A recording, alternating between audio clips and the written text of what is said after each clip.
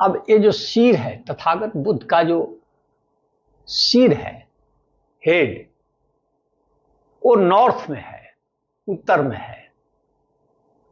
क्यों?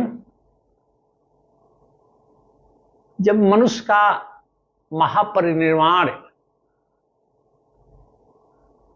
या मृत्यु होने वाली होती है, तब उस समय उसके शरीर को उत्तर और दक्षिण दिशा में रखा जाता है। सिर उत्तर की तरफ होता है, दाह संस्कार के समय दक्षिण की तरफ, लेकिन मृत्यु के समय उत्तर की तरफ। मतलब कि यह मूर्ति दाह संस्कार के समय की नहीं है, क्योंकि उनका दाह संस्कार के लिए अलग जगह वहां है। मुकुट बंधन स्तूप जो है वहां से थोड़ी दूरी पर वहां है। इसलिए यहां सिर जो है वो उत्तर की ओर है। दाहिने बल तथागत लेटे हैं और दाहिना जो उनका हाथ है वो सिर के नीचे है। ये दाहिना हाथ सिर के नीचे है और इनका जो बायां हाथ है, लेफ्ट हैंड, वो आप देखिए कहां है, जंघे पर है। और पैर की स्थिति जरा देख लीजिए, पैर एक दूसरे के ऊपर हैं। अब ये मूर्ति कब बनी है, इसका अंदाजा हम लोग कैसे लगाएंगे? हम लोग चीनी यात्रियों के जो यात्रा वृतांत है उससे इस मूर्ति के निर्माण काल का पता हम लोग लगा सकते हैं। 5वीं सदी के आरंभ में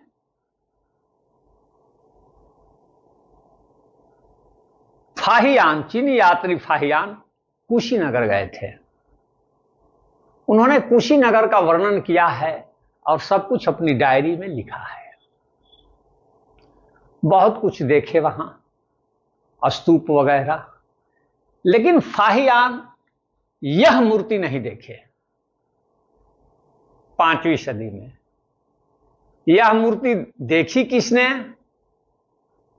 यह मूर्ति देखी वेनसांग ने। कब? 7वीं शताब्दी में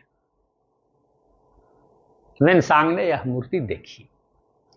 इसका मतलब यह हुआ कि 5वीं सदी से 7वीं सदी के बीच यह मूर्ति बनी हुई है, नो डाउट। लेकिन मूर्ति किसने बनाई या किसने बनवाई, ये हम लोगों को कैसे पता चलता है?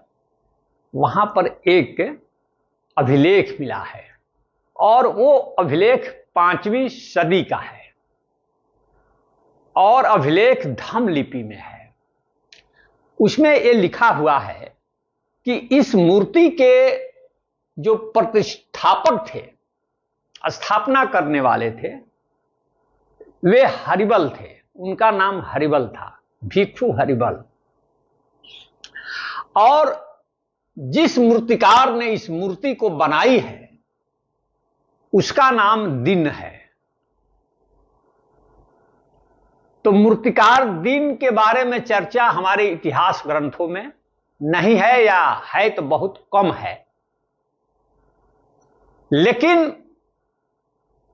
दिन अपने समय के कितने बड़े मूर्तिकार रहे होंगे कि 20 फीट ये प्रतिमा बनाए हैं और इतना सोच विचार कर बनाए हैं, तो दिन कोई मामूली मूर्तिकार नहीं रहे होंगे।